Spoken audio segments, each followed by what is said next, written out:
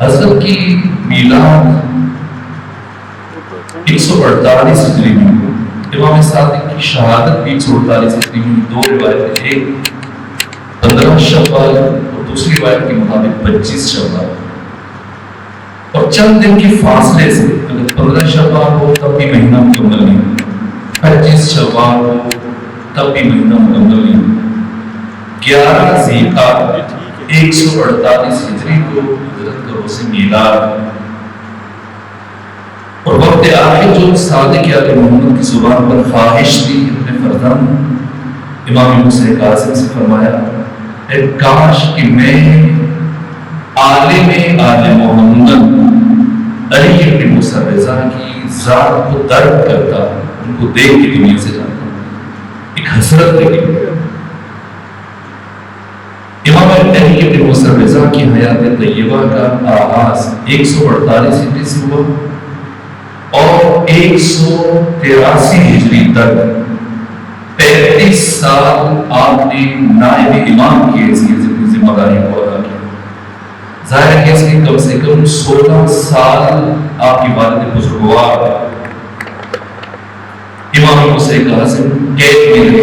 مستقل عام طور کہا ہے 14 سال، لیکن شریف ترشیح و باقی اس طرح کے محققین نے بیان کیا کہ نہ کم سے کم مدت حضرت کی قید 16 سال ورنہ اس سے زیادہ نظر بندی کیوں ہوئی. اس سارے عرصے میں جو امامت کی ذمہ داریاں ہیں نائب امام کی حیثیت سے امام علی بن موسیٰ رضا نے گزارا.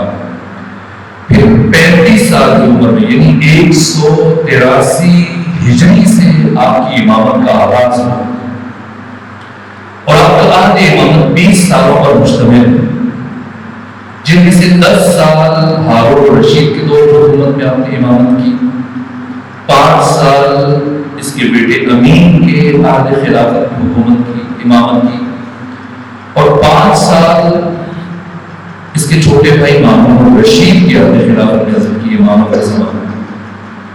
یہ 20 سال عہد امامت ہے، جن میں سے 17 سال آپ کے مدینے میں گزرے اور 3 سال آپ کے خراسان میں گزرے ولی عہد مملکت کی حیثیت سے.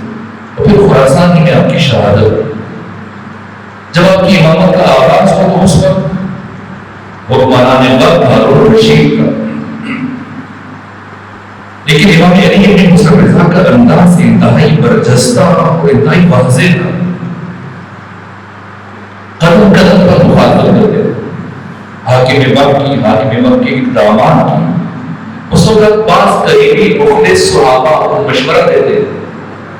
امام علی بن موسیٰ رضا اب اتنی صراحت سے، اتنی آزادی کے ساتھ، اتنی جرأت کے ساتھ، اتنے واضح انداز کے ہارون کی مخاطبت نہ کریں. موادہ جس طرح سے آپ کے والد بزرگوار کی شمع حیات قبول کیا، آپ بھی شہید نہ کریں. حضرت نے فرمایا کہ میرے جد بزرگوار محمد مصطفیٰ صلی اللہ علیہ وآلہ وسلم یہ فرمایا کرتے تھے جب ابو جہل ان کے قتل کی باتیں کرتا تھا، قتل کے منصوبے بناتا تھا، مختلف افراد کو معمور کرتا تھا ان کے قتل پر، تو میرے جد بزرگوار اپنی مرتبت نے یہ فرمایا کہ اگر ابو جہل اپنے اس ارادے اور کوشش میں کامیاب ہو جائے اور میں اس کے ہاتھوں یا اس کے افراد معمول کردہ افراد کے ہاتھوں سے قتل ہو جاؤں تو سمجھ لینا کہ میں اللہ کا نبی نہیں ہوں. کہ بالکل اسی طرح سے جس طرح سے میرے جد بزرگوار اپنی مرتبت نے ابو جہل کی نسبت سے کہا تھا، میں یہ کہتا ہوں کہ اگر ہارون رشید کے ذریعے سے مجھے کوئی تکلیف پہنچے یا میری شمع حیات کا چراغ ہو جائے یا ہارون رشید میرا کوئی ایک بات بھی بھیکا کر دے تو سمجھ لینا کہ میں جانشین مصطفیٰ نہیں ہوں، میں تمہارا امام نہیں ہوں، میں حجت خدا نہیں ہوں. ان 10 سالوں میں امام نے پوری آزادی کے ساتھ اس سلسلہ امام کو آگے بڑھایا. البتہ ایک بات جو بہت اہم ہے، دیکھیے پہلے علی کی جب امامت کا آغاز ہو رہا ہے، دورہ متقیان کی امامت کا آغاز، تو حالت ہے کہ آپ کے گلو مبارک میں رسی اور آپ کو گھر سے اس بے ادبی اور گستاخی کے ساتھ مسجد لے کے جایا جا رہا ہے. اور یہ دوسرے علی بن موسیٰ رضا خود آپ کو مجبور کیا جا رہا ہے، اصرار کیا جا رہا ہے. آپ کے والد بزرگوار امام حسین قاسم کی زندگی کے 16 سال زندان میں گزر گئے. اسی طرح سے آپ کے باقی اجداد، لیکن خود امام علی ابن موسیٰ رضا کو اسرار کے ساتھ پہلے مرحلے میں خلافت کی پیشکش کی گئی. حضرت ٹھکرایا تو مسلسل اصرار کیا.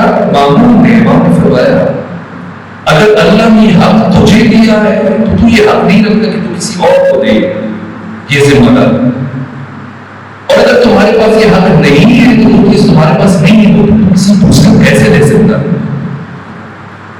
انتہائی اصرار کے بعد کہا کہ اچھا اگر آپ خلافت قبول نہیں کرتے تو ولایت عہدی قبول کر لیجیے.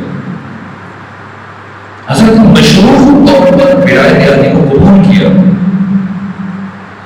کہ میں یہ ذمہ داری قبول کروں، لیکن میں کسی بھی سرکاری کام میں، کسی بھی حکومتی مسئلے میں مداخلت نہیں کروں گا. کسی گورنر کے عزم و نصب میں میرا کردار نہیں ہوگا، کسی حکومتی مسئلے میں میرا کوئی کردار نہیں ہوگا. صرف ایک مشیر کی حیثیت سے تم جب بھی مجھ سے رہنمائی ہوگی، مشورہ ہوگی، میں ضرور تمہیں رہنمائی ہوگی. یہ کردار کی وحدت جو انداز پہلے علی کا ہے. 25 سالوں میں نہ کبھی کسی جنگ میں شرکت کی. انسان سوچنے والا جب انسان تاریخ پڑھتا ہے، سیرت کی کتابوں کا مطالعہ کرتا ہے، 9 سال پیغام مسلسل 83 جنگوں میں جو علی سب سے اول ہے، سب سے پہلے اور سب سے آگے دشمنان خدا کا مقابلہ کر رہے ہیں. ایک آدھ جنگ کے علاوہ بتائیے کون سی جنگ ہے جس میں علی کی علوم میں شرکت نہیں فرمائی. اور پھر کیا ہوا؟ وہ علی کی جس کی شمشیر مسلسل 9 سال نیام سے باہر رہی، چند دن کے وقفے کے بعد ایسی نیام میں گئی کہ ایک آدھ موقع کے علاوہ 25 سالوں میں دوبارہ وہ شمشیر باہر نہیں رہی. اگر علی سے یہ خواہش نہیں کی گئی کہ آپ کی شرکت کریں، جنگ عاطفیہ ہے، روم کی طرف فوجیں پیش قدمی کر رہی ہیں، ایران کی طرف 200 پر طاقتیں ہیں، تمام اسلامی جنگوں کا جرنیل سپہ سالار علی امیر المومنین، اگر آپ سے خواہش نہیں کی گئی تو کیوں نہیں کی گئی؟ اور اگر امیر المومنین نے خواہش کی گئی اور شرکت نہیں کی تو سوال کیوں شرکت نہیں کی؟ ہاں لیکن ان 25 سالوں میں جب بھی مشورہ کیا گیا، رہنمائی نہیں دی. حضرت نے رہنمائی دی، بے کردار بظاہر ولی عہد ہے، لیکن عملی طور پر کسی بھی حکومتی کام میں آپ کی کوئی مداخلت نہیں، کسی بھی سرکاری کام میں آپ کو کوئی دخالت نہیں. ہاں جب بھی مشورہ کیا جاتا ہے اس بھی حوالے سے حضرت عبادی پہلو میں، دوسرے پہلو میں مشورہ یہ آپ کا کردار. 17 سال مدینہ میں، 3 سال نیشابور میں گزارے، 10 سال ہارون رشید کے زمانے میں. اس اصل میں حضرت کے اقدامات کیا ہیں میں اس طرف اشارہ نہیں کروں. پھر 5 سال امین کا، امین کو اپنے بھائی ماموں سے فرصت نہیں ملی کہ کوئی امام سے تعارف کرتا. اس اصل میں بھی امام کو دین کی ترویج کا ایک موقع ملا. اگر کہا جائے کہ ائمہ میں سے جن 2 شخصیتوں کو موقع ملا ہے اپنے عہد میں، ایک امام جعفر صادق علیہ السلام ہے، دوسرے والے میں امام علی ابن موسیٰ رضا کی 20 سال آپ کا عہد امامت تشیع کے لیے. البتہ اس میں پچھلے ائمہ کی محنت ہے، ایک تسلسل ہے. اگر امیر المومنین اپنے حصے کا کام انجام نہ دیتے تو کبھی امام حسن مجتبی اپنے حصے کا کام انجام نہیں دے سکتے تھے. 25 سالوں میں 30 سال جو آپ کا عہد امامت مولا متقیان کا مشکل ترین دور، 25 سال حزب اختلاف میں رہے، 5 سال حزب اقتدار میں، لیکن وہ بھی جنگوں میں گزر گیا. 3 جنگیں لڑ چکے ہیں، 4تھی جنگ کی تیاری ہو رہی ہے. عید کے بعد آپ نے روانہ ہونا ہے، اس سے پہلے آپ کو شہید کر دیا.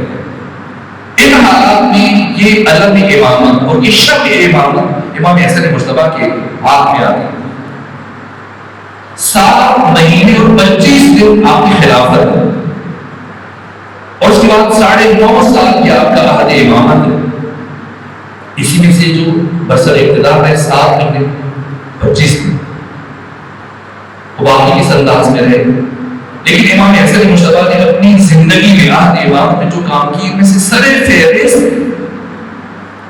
اپنے اصل کے باطل اور طاغوت کو بے نقاب کیا. اگر امام حسن مجتبی اپنے حصے کا کام انجام نہ دیتے، کبھی امام حسین اپنے حصے کا کام انجام نہیں دے سکتے تھے۔ شیخ رازی علیہ یاسین نے جو شورا آفاق کتاب لکھی ہے، رہبر عظیم الشان سید علی خامنہئی فرماتے ہیں کہ آج تک 1400 سالوں میں اس موضوع پر اس سے بڑی کتاب نہیں لکھی جا سکی اور آئندہ بھی نہیں لکھی جا پائی، جو خود جس طرح کی خاص اعجاز ہے سورہ حسن کے نام سے جو شیخ رازی علیہ یاسین نے لکھی۔ اس کے مقدمے میں سید شرف الدین عاملی نے یہ جملہ لکھا کہ تاریخ انسانی میں جو حیثیت روز سے عاشورہ کی ہے وہی حیثیت روز سابات کی ہے، اور عاشورہ حسینی ظاہر میں حسینی ہے، باطن میں حسنی ہے۔ اگر امام حسن مجتبی اپنے عہد امامت میں باطل اور طاغوت کے چہرے سے نقاب نہ ہٹاتے، کبھی امام حسین اس کے پر ضرب نہ لگا سکتے۔ امام حسن نے اپنا کام کیا، پھر یہ شب امام حسین کی سبب اور انہوں نے ضرب لگائی، اور اس کے بعد مشکل ترین مرحلہ کائنات انسانی کا سب سے بڑا پیغام عاشورہ تھا۔ اب جتنا بڑا پیغام تھا اتنے بڑے پیغام پر چاہیے، اور امام حسین نے کائنات کی کسی بھی دوسرے ذریعے پر بھروسہ نہیں کیا، شریعت الحسین کو منتخب کیا اور اپنے فرزند علی صلی اللہ علیہ وسلم کو اس پیغام عاشورہ ان دو شخصیتوں نے کس طرح سے پوری دنیا میں پھیلایا ایک الگ موضوع۔ 35 سال امام سجاد، دیکھیے اتنی عجیب فضا تھی آپ امام سجاد میں کہ اگر ایک لمحے کے لیے بھی مدینے میں کوئی شخص آپ کے پاس سلام ہی نہیں رک جاتا تو تھوڑی ہی دیر کے بعد مدینے کے گورنر بلا کے پوچھتا کہ بتاؤ علی بن حسین آپ سے کیا بات کر رہے ہیں۔ ان مشکل ترین حالات میں جو طریقہ اختیار کیا، جو اسلوب اپنایا امام سجاد، 35 سال کے اندر ایک دن بھی سلسلہ امامت اور کار امامت کو روکنے نہیں دیا۔ آخر سوچیے کہ بنو امیہ کی اتنی مضبوط ترین حکومت کس طرح سے زوال پذیر ہو گئی۔ 35 سالوں کی ممارست ہے، محنت ہے، یہ جہاد ہے امام علی صلی اللہ علیہ وسلم کا۔ امام حسین قاسم کے آزاد کردہ غلاموں کی تعداد جو سیرت کی کتابوں میں ہے باقی ائمہ میں سب سے زیادہ 10,000 ہے، یہ باقی تمام ائمہ سے زیادہ تعداد ہے، اور امام علی صلی اللہ علیہ وسلم نے 1,00,000 سے زیادہ غلام خریدے اور آزاد کیے۔ دشمن اس طرف متوجہ نہیں کرتا تھی تو رسول تھا شاید ثواب کے لیے کام کرتے، لیکن غلام خریدتے 1 سال سے اپنے پاس رکھتے، تربیت فرماتے، اپنا شاگرد گویا غلام خریدنے گویا شاگرد، اور اس کو اپنے عمل سے، کردار سے، سیرت سے پیغام کربلا منتقل کرتے۔ پھر اگر وہ آپ کے پاس رکنا بھی چاہتا ہے وہاں پر جانا پڑے گا تاکہ نئے آ سکے، رخصت کر لو۔ یوں بنو امیہ کے خلاف نفرت بڑھتی چلی گئی، پیغام عاشورہ پھیلتا چلا گیا، اور اس کے بعد امام باقر اور امام صادق کو موقع ملا، اور بیک وقت 4,000 افراد آپ کے حلقے درس میں بیٹھے۔ پہلی مرتبہ امام صادق کے اصل میں تشیع مکتب کے طور پہ سامنے آیا، اس سے پہلے تشیع کی مکتبی شرارت نہیں تھی۔ شیعہ بکھرے ہوئے تھے اسلامی سرزمین میں۔ ہاں، حضرت کی شہادت کے بعد پہلی مرتبہ شیخ مرتضیٰ مغانی فرماتے کہ مومنین آپس میں مرتبط ہونا شروع ہوئے، آپ کی زندگی اس طرح سے اکٹھے نہ ہو پائے، آپ کی شہادت کے بعد اکٹھے ہوئے، اور یہ تسلسل بڑھتا چلا گیا۔ آدھے امام صادق میں آپ نے یہ شخصیتیں تیار کی، اتنے بڑے بڑی شخصیتوں کو کردار کو تراشا، اور پھر آپ کی فرزند امام موسیٰ کاظم نے انہی شخصیتوں سے مزید برجستہ ترین افراد کا انتخاب کیا، اور 101 کم 80 علماء اور دانشور اپنے والد بزرگوار کے شاگردوں میں سے منتخب کیے اور پوری اسلامی دنیا میں پھیلا دیا۔ اور امام موسیٰ کاظم نے ہارون رشید کے مقابلے میں اسلامی دنیا میں ان 3 براعظموں کے اندر کوئی شہر نہیں چھوڑا جہاں کا نمائندہ نہ ہو، اور ایک متوازی نظام حکومت برقرار کرنے میں کامیاب ہو گئے۔ آپ کا اپنا اقتصادی نظام ہے، تعلیمی نظام ہے، تربیتی نظام ہے۔ آخر مامون مامون الرشید جس نے بعد میں خود امام علی بن موسیٰ رضا کو شہید کیا. اسی کہاں سے اتنی محبت آ گئی تھی کہ امام کو بلائے مدینہ سے خلافت کی پیشکش کرے یا پھر آپ کو ولایت عہدی کا بلند ترین دن خلیفہ وقت کے بعد سب سے بڑا منصب اور عہدہ ان 3 بڑے اعظموں میں سے دوسری بڑی شخصیت سرکاری اعتبار سے وہ امام علی بن موسیٰ رضا کی. آپ کے نام کا سکہ چل رہا ہے, آپ کی حیثیت پوری دنیا میں ایک پہچان ایک تشخص سے وہ شخصیت جسے بعد میں مامون الرشید شہید کر رہا ہے. آخر کیوں اپنا ولی بنایا؟ یہ پچھلے 7 ائمہ کی مسلسل محنت کا نتیجہ تھا کہ اس سارے عرصے میں ایک لمحے کی انکار امامت نہیں ہوگا, جس کا نتیجہ یہ ظاہر ہوا کہ اب اسلامی دنیا میں تشیع ایک طاقت کے طور پہ اٹھا اور اب حاکم وقت کے لیے اس طاقت اور قوت کو نظر انداز کرنا ممکن نہیں تھا. اس لیے مجبور ہوا مامون الرشید آپ کو بلایا, حضرت تشریف لے کے گئے. 5 سال مامون کی حکومت کے زمانے میں آپ کا امامت تھے, جن میں سے 2 سال آپ مدینہ میں قیام پذیر رہے اور آخری 3 سال جب گئے اس بیچ میں پلٹ کے نہ کبھی مکہ آئے نہ کبھی مدینہ, خراسان تشریف لے گئے. وہی حضرت کی شہادت. میں حضرت کے اس حال کی طرف اشارہ کروں, 2 سے 3 باتیں آپ کی شخصیت کی عظمت, آپ کی عبادت. دیوبند خزائی کو امام نے ایک پیرہن تحفے میں دیا اور جب یہ پیرہن دیا تحفے میں کہا دیوبند اس پیرہن کی قیمت کو سمجھنا اور اس کا بہت خیال رکھنا, اور مجھے یہ محسوس ہوتا ہے کہ تم اس کا خیال نہیں رکھ پائے. میں نے اس ایک پیرہن میں 10 لاکھ رکعت نماز ادا کی ہے اور 1000 مرتبہ شروع سے لے کے آخر تک قرآن حکیم کی تلاوت کی. امام کی زندگی کا ماں ہوگا, قبل سے امامت بعد سے امامت, ہر 3 دن میں ایک قرآن حکیم مکمل کرتے ہیں اور فرماتے ہیں میں اس سے زیادہ جلد بھی قرآن پڑھ سکتا ہوں, لیکن میں چاہتا ہوں کہ میں آیات قرآن میں تدبر کر سکوں. آیت اللہ جوادی اپنی مستقل کتاب ہے.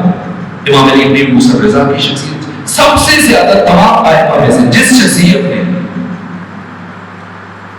جن کی گفتگو میں قرآنی آیات کی کثرت ہے اور جو گفتگو میں سوال جواب آپ کی زندگی میں سب سے زیادہ قرآن کی آیات کے سائے میں بات کرتے تھے, وہ امام علی بن موسیٰ رضا. اس پر مستقل کتب لکھی گئی. آپ کی عبادت, آپ کا زہد, آپ کی شجاعت, آپ کی صراحت, آپ کی شخصیت کی دیگر ابعاد.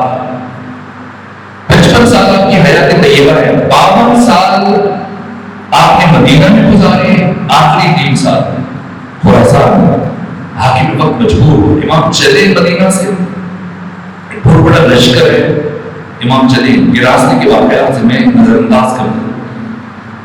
جب مقامی نشانوں پہ پہنچتے امام, دیکھیے پچھلے آئمہ کی محنت ہے اور خود امام کی اس سے پہلے کے 17 سال ان کا یہ اثر ہے کہ جیسے نشانوں میں امام پہنچے, لوگ پہلے سے کئی گھنٹوں سے امام کا انتظار کر رہے ہیں. ہزاروں کی تعداد میں, شاید اس سے بھی زیادہ. اور تمام کی ان کی تعداد مولانا شبلی نعمانی جیسے عالم ہے, جن کا تعلق میرے مکتب سے نہیں ہے, کہ 24,000 قلمدان لکھنے والے نشستوں میں منتظر کھڑے. یہ کیفیت ہے, یہ محنتوں کا تسلسل ہے.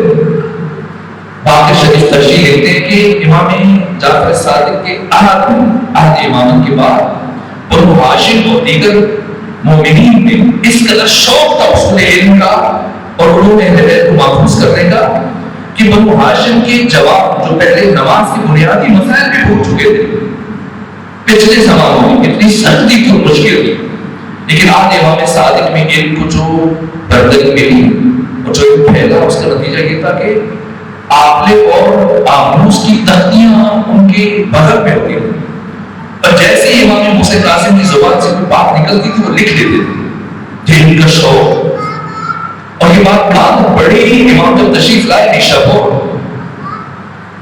صرف 24,000 قلمدان بہت شبری موانی تھے، اور کتنا بڑا جنت رفیع ہے آئے، اور اب امام کے آگے پڑھنا مشکل ہو گیا۔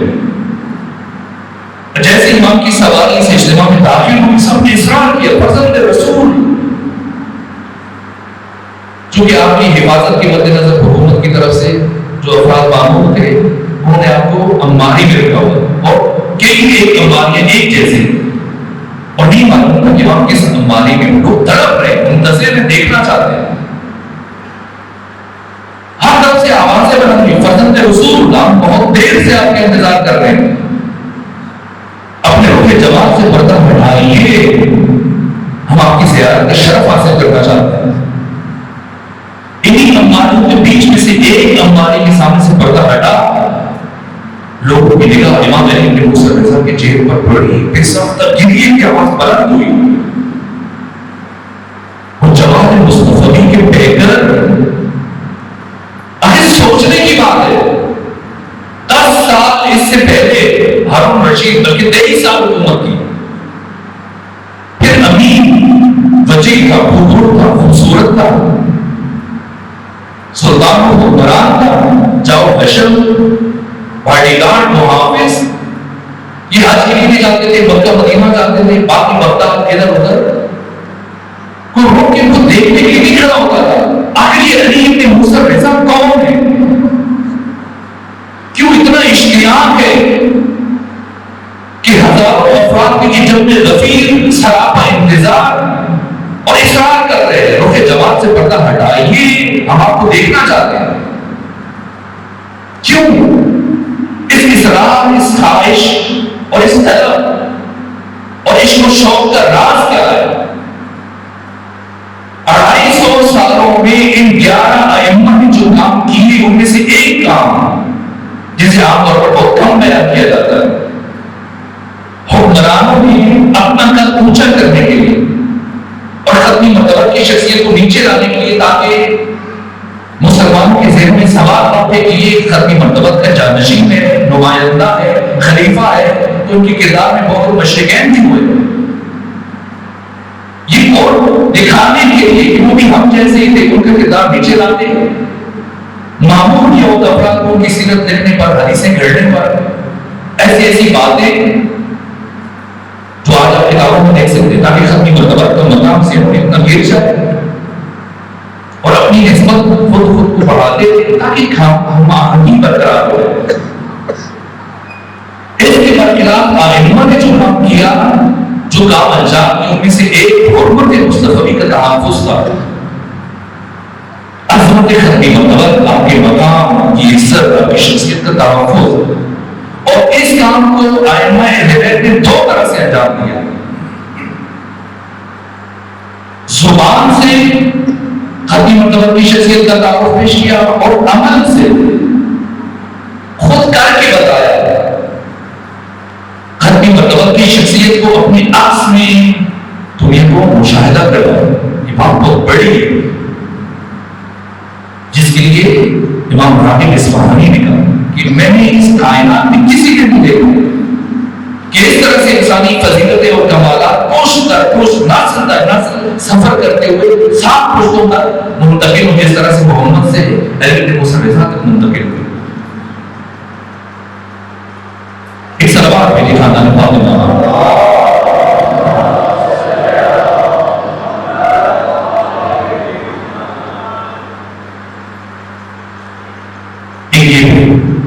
اپنے کردار سے ثابت، امام علی بن موسیٰ رضا کو قدم قدم پہ سمجھایا، اور جب آئے نیشاپور ایک اشتیاق شور ہے، جیسی اپنے امانی کو پردہ ہٹایا، شور کی کیا بلند ہوا، کچھ لمحوں کے بعد حضرت دوبارہ پردہ گرا دیا، پھر آپ کی سواری چلی، اب دوبارہ آواز سے بلند ہوئی، فرزند رسول اپنے روح جمال کی زیارت کو کروا دی، اب کچھ بیان بھی کیجئے،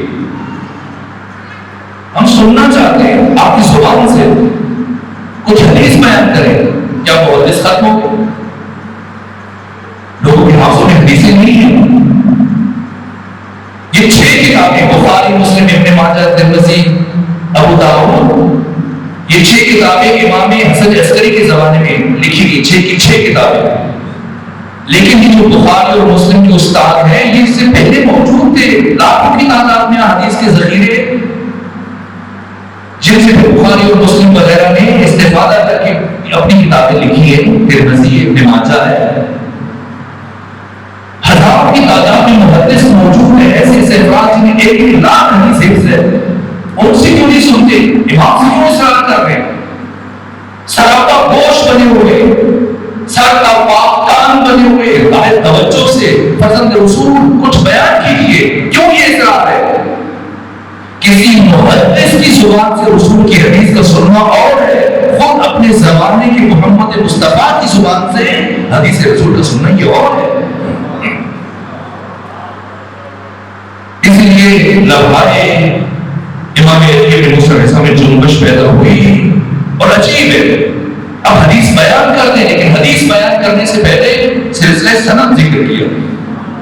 کسی نے سند مانگی، کسی کو شک ہے کیوں سے سند بیان کر رہے ہیں؟ اس لیے کہیں مورخ لکھتے ہوئے نہ کہہ کہ اس حدیث کو فلاں راوی نے فلاں محدث بھی بیان کیا تھا. اہل بشر کو متوجہ کر کے اس سے پہلے کہ حدیث بیان کرے سلسلہ سند ذکر کیا. سلسلۃ الذہب، سلسلۃ الذہب ہر راوی کا الگ ہے. جیسے صحیح بخاری میں، صحیح مسلم میں ہزاروں حدیث ام المؤمنین عائشہ سے مروی ہے، ان کا سلسلۃ الذہب الگ ہے.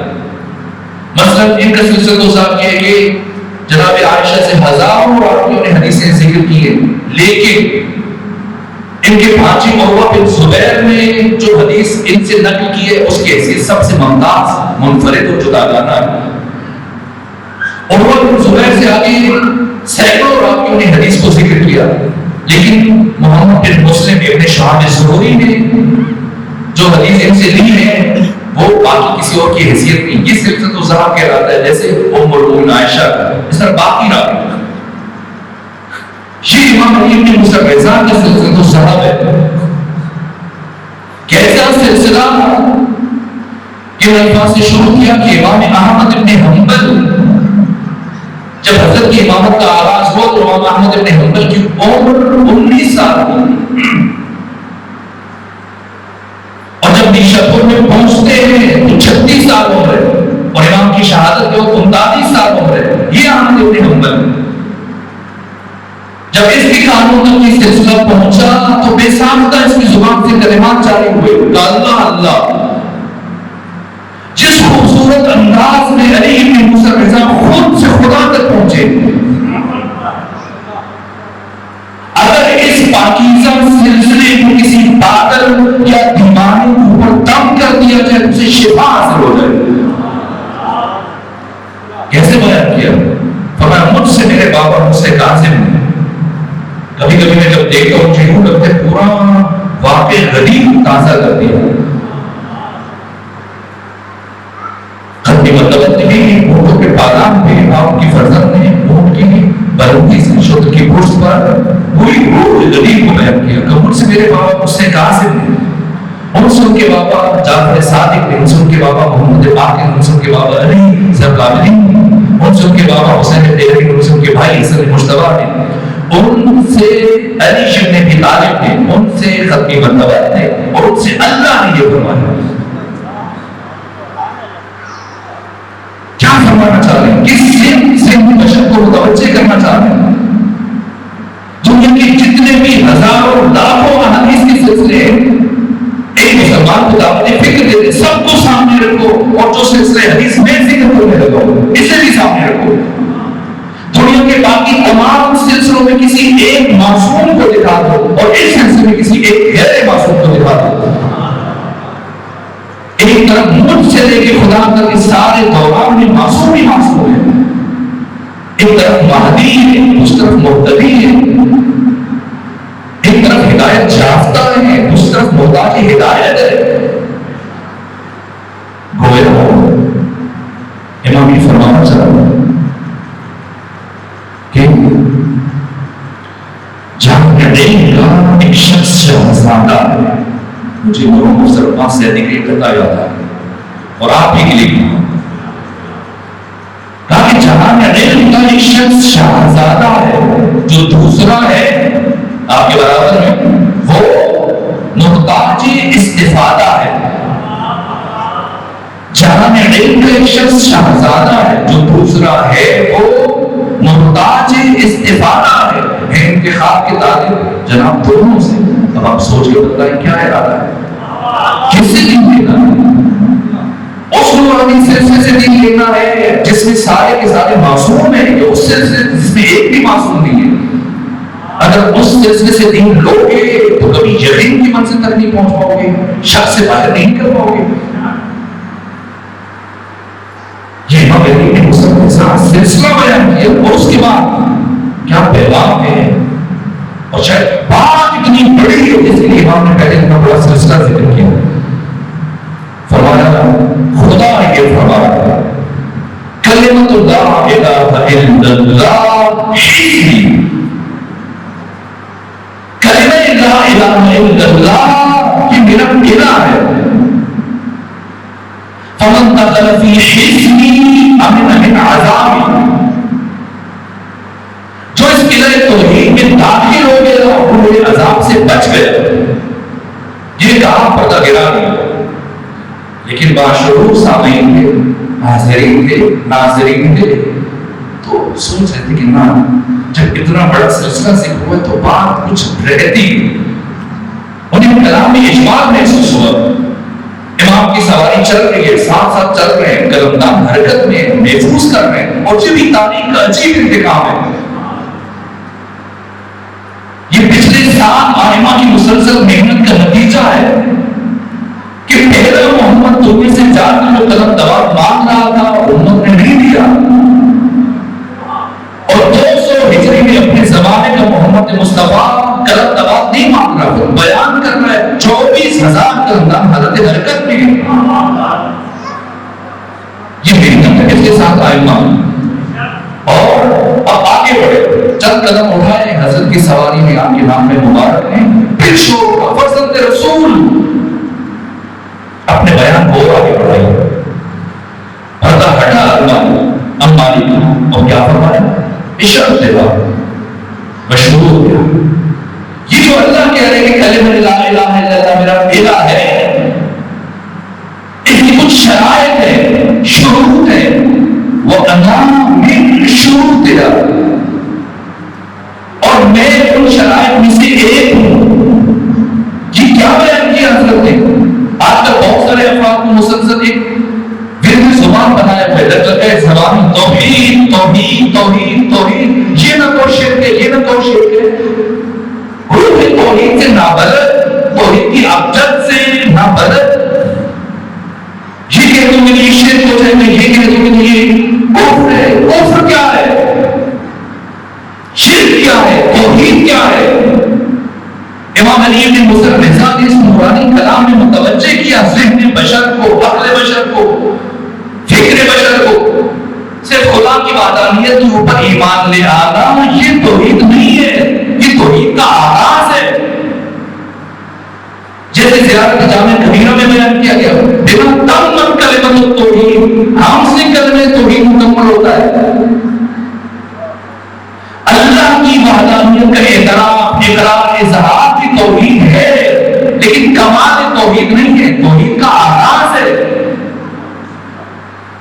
کمال توحید کیا ہے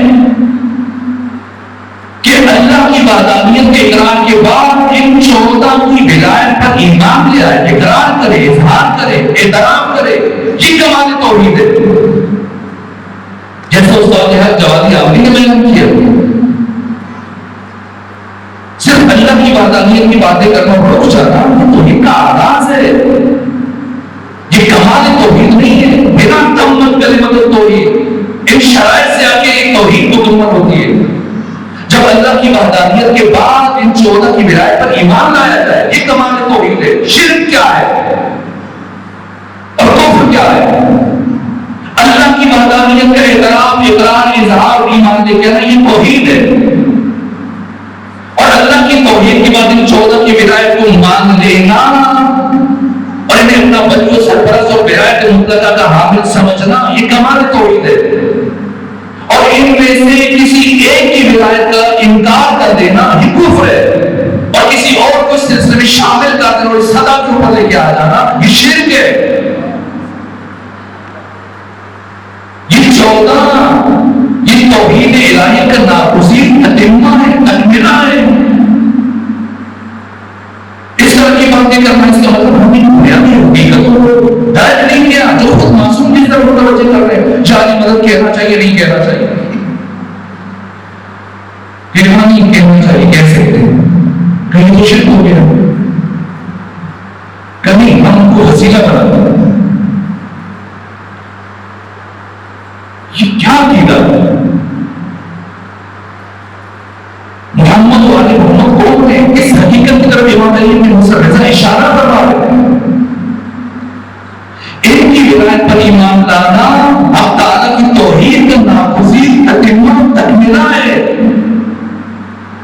اس کے بغیر سرے سے توحید مکمل نہیں ہوتی ہے۔ یہ 14 کے 14 حق تعالیٰ کی تمام اسماء و صفات جلال و جمال کا مظہر تام ہے۔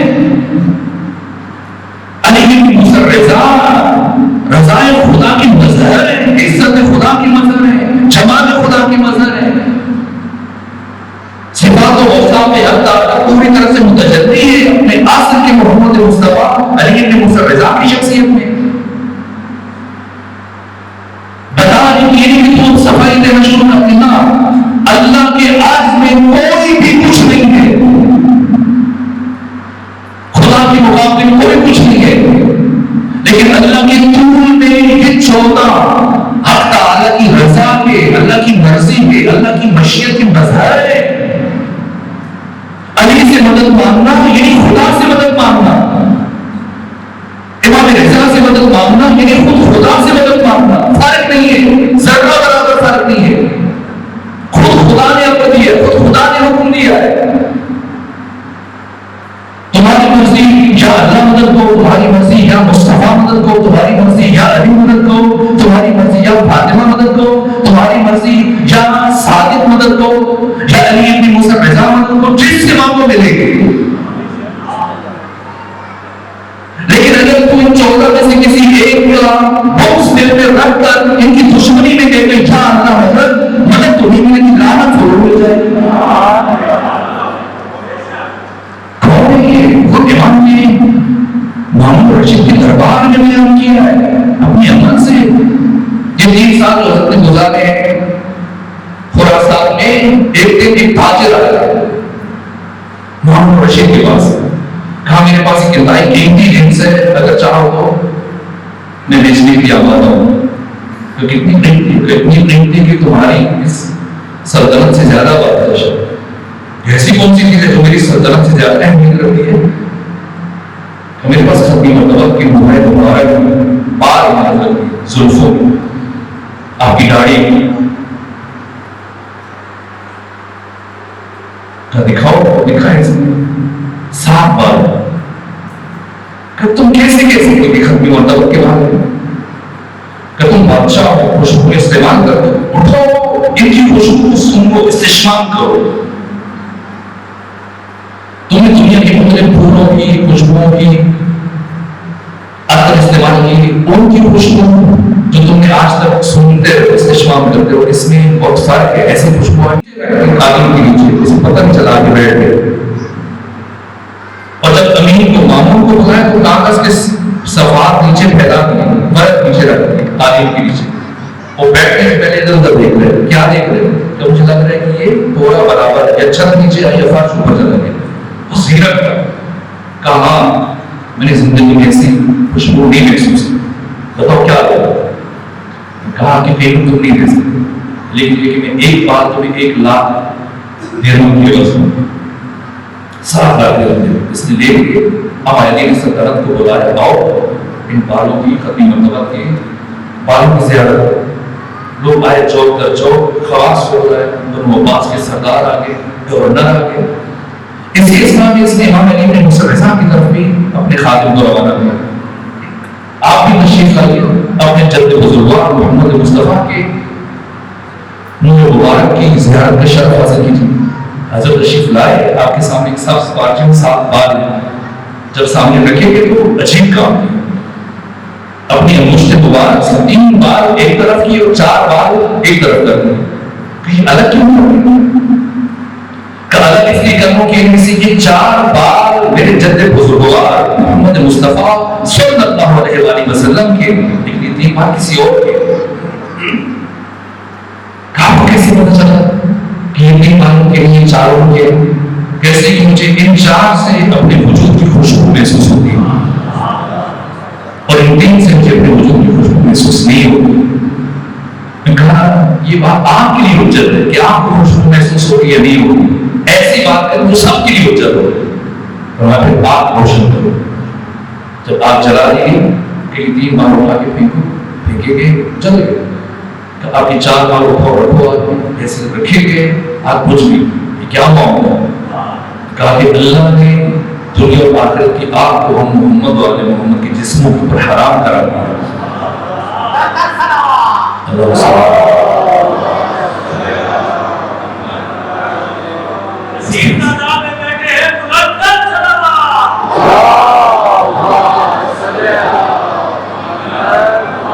میرے سامنے گھڑی تو نہیں ہے, بہت دور کی مجھے اندازہ نہیں ہو رہا. میرے خیال میں وقت ختم ہو رہا ہے اور میں گھڑی سے تو اندازہ نہیں کروں گا. آپ کی صلوات کی آواز سے کچھ اندازہ ہو رہا ہے مجھے کہ وقت بہت ہو چکا ہے.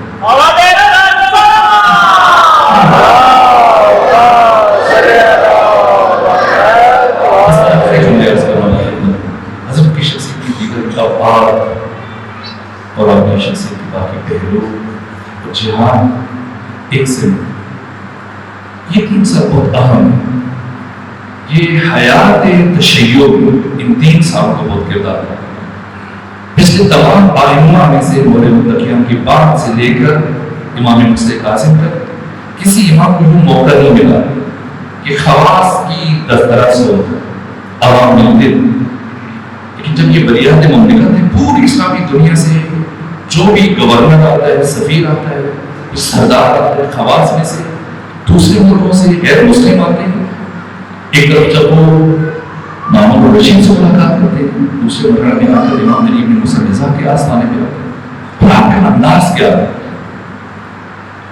وہ انداز جس نے ہلا کے رکھ دیا لوگوں کے وجدان, زمین, فکر جھنجھوڑ دیے. وہ مامون رشید کی حکومت کو زبردام کر دی. کیا ہوا؟ تیسرے سال جب حضرت نماز عید کے لیے نکلے, خود مامون کی خواہش تھی آپ کی پڑھائیں, لیکن جب گھر سے چلے اور ابھی عیدگاہ تک نہ پہنچنے کی جو کیفیت بن گئی, پریشان ہو گیا, چکرا گیا. مامون رشید اپنے وزیر فاضل کے ساتھ سے پوچھا تو کیا کروں, مجھے لگ رہا ہے حکومت میرے ہاتھ سے نکلی جا رہی ہے. جو کہ جب خواہش کی گئی کہ امام نے پہلے چند مرتبہ انکار کیا, جب کہا کہ نہیں میری خواہش ہے آپ نماز عید پڑھائیں, کب اس شرط پہ پڑھوں گا جس طرح سے میرے نانا محمد مصطفیٰ اور میرے دادا علی ابن ابی طالب نماز عید پڑھاتے تھے. کچھ صاحب کا جی جائے پڑھا. اور حضرت جب گھر سے نکلے, ہمارے سلطنت آپ کے دروازے کے باہر خواص کا اجتماع ہے, ساتھ پر لباس پہن کے, قیمتی جوتے نارائن پہن کے. وہ جب دیکھا امام ننگے پاؤں اس سفید پارچے میں اس انداز سے گھر سے نکلے, آپ کی آنکھوں سے اشک رواں ہے, آپ کی زبان پر تکبیر کی صدایں ہیں, اور اس دن اذکار جب بلند کر رہے ہیں, اتنی ہیبت, اتنا جلال و جمال تھا آپ کے چہرے مبارک پر کہ خواص جو اپنے جوتے اتار رہے تھے, شیخ بخاری کہتے ہیں جن سے جوتے نہیں اتر رہے تھے وہ اپنے خنجر سے ان کے تسمے کاٹ کے تاکہ ہم بھی بابرانہ چل سکے آپ کے ساتھ. عیدگاہ تک نہ پہنچے تھے کہ پورے خراسان کی کیفیت بدل گئی, حکومت ہل گئی. کیا ہوا ان 3 سالوں کے اندر؟ انہوں نے جو کردار پیش کیا, بس چند دقیقے 5 سے 7 منٹ میں اپنی زحمت کو تمام کر دوں تاکہ نتیجہ لے سکیں. ایک تو امام کی جو خاص رہائش تعمیر کی ہے, امام کو دینے سے انکار کیا, ایک سادہ سا مکان. اور جب وہاں اپنے بڑے محل سے نکل کے خواص آتے امام کے پاس ملاقات کے لیے, یہ کیسے بنیادی سلطنت, اتنی سادہ زندگی. خود آپ مامون رشید کا وزیر فضل نثار 9 ذی الحج کو ایک مرتبہ امام کے پاس آیا, ملاقات کے لیے, خصوصی گفتگو کے لیے آیا. کچھ پیغام لے کے جیسی آیا دیکھا کہ لوگ امام کے لیے سنت ہے کہ عید سے ایک دن پہلے 9 سے حج کو اپنے گھر کے دروازے کھول دیتے اور فرماتے ہیں جس محتاج کو فقیر اور نادار شخص کو جو چاہیے اٹھا کے لے جائے.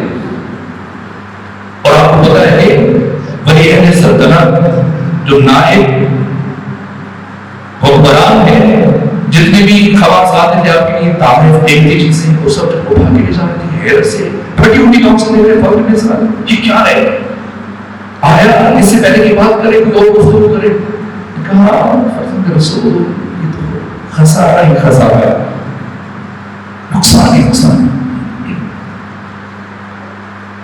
کیوں کچھ اپنے لیے چھوڑا سارے کا سارا دے دیا ہم لوگ اٹھا کے لے کے چلے. امام نے کہا تمہاری نگاہ میں خسارہ علی بن موسیٰ رضا کی نگاہ میں یہ فائدہ ہی فائدہ ہے. سب کچھ آپ کے ہاتھ سے نکل گئی کیسا فائدہ ہے؟ کہا کہ جو ہاتھ میں رہے یہ فائدہ نہیں ہے جو ہمیشہ کے لیے خزانہ الہی میں جمع ہو جائے تاکہ میں آخر میں ہمیشہ اس سے مستفید ہوتا ہوں یہ فائدہ ہی فائدہ ہے. خسارہ کو کہ میں خود چلا جاؤں یہ چھوڑ کے چلا جاؤں ادھر ہی میرے کسی کام نہ میں نے جہاں جانا ہے پہلے اپنے لیے اس کو روانہ کر رہا ہوں. کیفیت دیکھ کے پریشان تھا. اب دیکھا سامنے دسترخوان امام کا وہ بیٹھو اب اسے آر محسوس ہو امام کے تمام خادم آپ کے سارے غلام دسترخوان پہ آپ کے ساتھ بیٹھے کھانے میں شریک.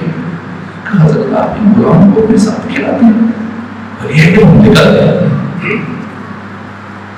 کہا فضل ابن سعد جب ان کا اور میرا خالق ایک ہے اور ہم دونوں کا خدا ایک ہے تو پھر دسترخوان کے ایک ہونے میں کیا ہو سکتا ہے؟ دسترخوان کو بھی ایک ہونا چاہیے. متاثر ہو امام کے کردار سے قریب میں بیٹھ کے جب آپ کی سیرت کو مشاہدہ کیا تو حضرت جب دعا کے بعد اٹھے نماز کے لیے تو یہ عقیدت کی وجہ سے اس میں جلدی سے برتن ہوتا ہے میں وضو کرواؤں گا. فرمایا تمہیں تو یہ بھی نہیں پتا کہ اس میں دوسرا فرد شریک نہیں ہو سکتا جس نے عبادت کرنی ہے خدا کے سامنے پیش ہونا ہے وہ خود اپنے ہاتھ سے وضو کرے گا. وہ تو اسلامی سلطنت کا وزیر ہے. فکروں کو جھنجھوڑ دیا ہے.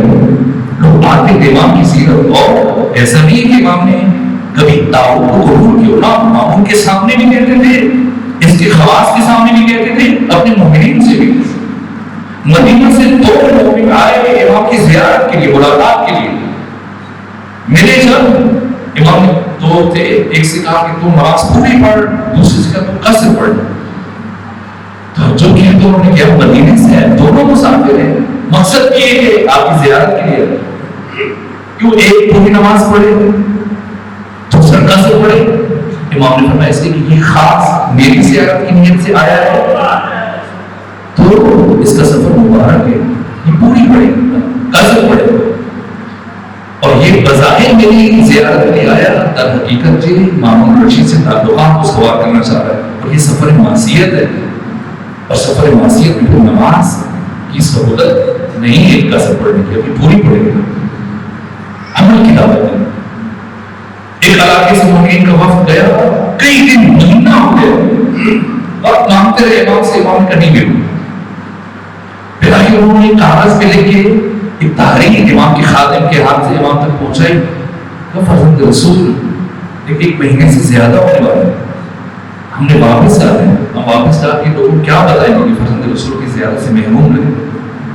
بلاخر آپ کیوں اپنی زیارت کا شرف ہمیں عطا نہیں کر کہ ہم آپ کی شیعہ نہیں ہیں. امام نے کہا اب جب تم نے یہ بات کہی کہ واپس جانا ہے تو تمہیں شرمندگی آؤ بیٹھو لیکن جہاں تک تم یہ کہہ رہے ہو کہ ہم آپ کے شیعہ نہیں ہیں تو تم ہمارے شیعہ نہیں. ہمارے شیعہ سلمان مقداد ابو ذر میثم جیسے تم کو ہم آپ کے محب ہیں. میرے عزیز یہ مبارک ترین لمحات استجابت دعا کے لمحات ہیں. میرے حضرت کی شخصیت کی 20 پہلو چھوڑ دیے بیان نہیں کر سکتا تنگیہ کی بدولت جتنا بھی بیان کیا آپ تعالیٰ اپنی باتیں میں قبول فرمائے. امام کے وسیلے سے عالم محمد ہے اور شام و سحر آپ کے ذریعے سے آپ کے دروازوں کے جاؤ کش دنیا کے لیے سلطان بنتے ہیں. میں نے خود دیکھا صدر مملکت ہیں اسلامی جمہوریہ ایران کے، ایک زمانے میں یہ وہاں پہ خدمت کرتے ہیں بطور خاص کچھ افراد جو مختلف صوبوں میں گورنر ہوتے ہیں، جو بڑے عہدوں پہ فائز ہوتے ہیں، وہاں سے چھٹی لے کر یہ ذمہ داری لیتے ہیں امام رضا کے آستانے پہ مہمین کے جوتے دے کے رکھنا، ان کو نمبر دے دینا، پھر وہ پلٹ کے اپنی زیارت کر کے پھر ان کو جوتے دینا۔ امام کے کفش بردار کو جو عزت ملتی ہے، کیا مقام ہے۔ لیکن ایک بات عجیب ہے، اور یہ بات حرم بنائی بزرگ شیخ رائے شیخ عالم حسین حسینی فرماتے کہ میں استخارہ ہمیشہ جتنا عرصہ ہوں گیا اس کا بنائی سے استخارہ ہے۔ یہ روایت جس پہ میں بات ختم کرنے لگا ہوں، یہ حرم بنائی بزرگ کے لیے یہ حرم جو معصوم کے حرم کے ساتھ متصل مسجد تھی، وہاں کے امام جماعت کے وہ عارف ہو صاحب کرامات ہوئی تھے، ان کے والد حرم بنائی بزرگ۔ آپ بھی جاتے ہیں اور جائیں گے بھی انشاءاللہ کہ حالات بہتر ہو، آپ حضرت کی زیارت ہو۔ آج جو ہم مانگیں گے حضرت کے وسیلے سے، تجھ سے مانگوں میں تجھے کو کہ سبھی کچھ مل جائے۔ 100 سوالوں سے یہی ایک سوال اچھا ہے، ہم حضرت سے خود حضرت کا قرب مانگتے ہیں، حضرت کی زیارت کا شرف مانگتے ہیں پروردگار سے، ہمیں توفیق دی پروردگار، اس زندگی میں ہم چاہیں آپ کے آستانے میں کس کس کو کیا کیا ملتا ہے، لیکن ایک بات جو بہت اہم ہے وہ حرم بنائی بزرگ وہ بیان کرتے ہیں۔ ان سے استاد دارستانی نے بھی نقل کیا، 2-3 اور شخصیتوں نے بھی نقل کیا، یہ پرانی بات ہے۔ کرج کے ایک مومن تھے جن کا نام تھا شہریار۔ جیسے بھی گرمیاں چل رہی، ایرانیوں کی عادت ہے کہ گرمیوں میں جا کے مشرق میں قیام کرتے، مہینہ، آدھا مہینہ، 1.5 مہینہ، 2 مہینے ہوتے ہیں، نماز عبادات انجام دیتے ہیں، ہر روز زیارت کے لیے جاتے ہیں، اکیلے جاتے ہیں بچوں کے ساتھ۔ تو یہ کرج ایک مہینے کی اسباب لے کر اور اپنی ضرورت کی رقم لے کے پہنچے مشرق، یہ مہینہ میں مشرق میں گزارا گئے۔ دوسرے دن جب ایسے کہ گر گئے ان کی جیب کٹ گئی، اس حرم بنائی بزرگ کی روایت ہے۔ اور آج بھی جب ہم مانگیں امام رضا سے تو یہ ذہن میں رہے کہ امام رضا دیتے ہیں، لیکن جب ان سے مانگا جائے تو کس کے ذریعے سے عطا ہوتا ہے، یہ صرف امام رضا نہیں، باقی تمام ائمہ کی بھی سنت یہی جو میں عرض کر رہا ہوں، جو اس روایت کے الفاظ لوگ اور نتیجہ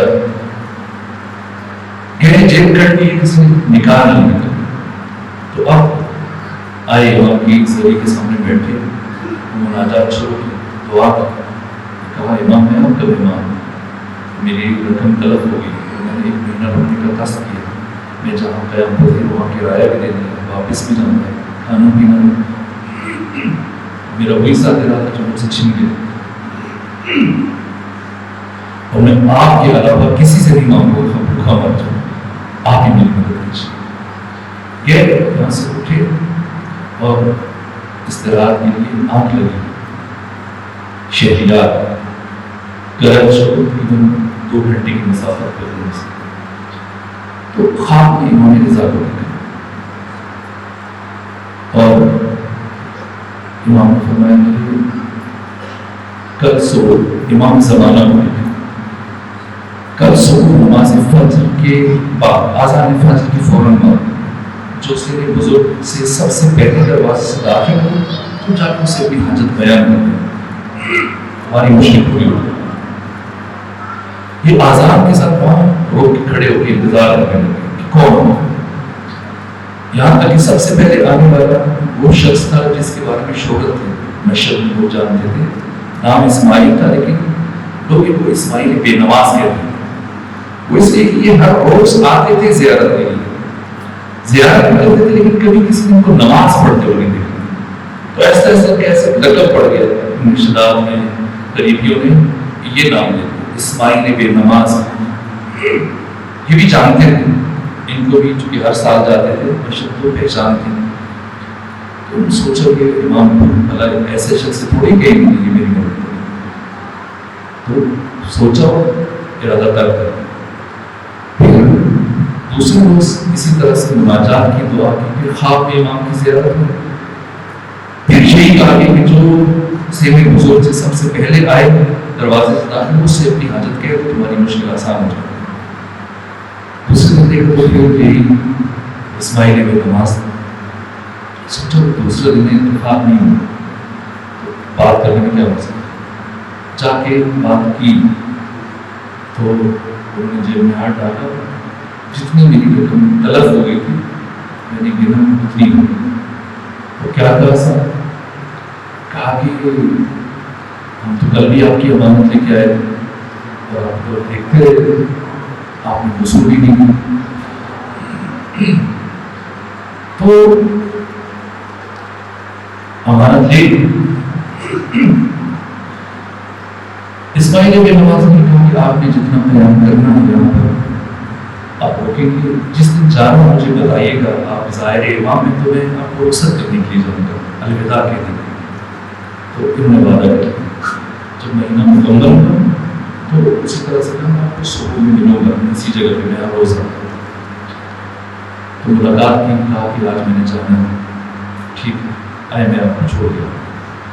ان کے مسافر خانے گئے، سامان اٹھایا، چلے، کہا کہ میرے ساتھ چلے میں آپ کو جلدی پہنچا دوں۔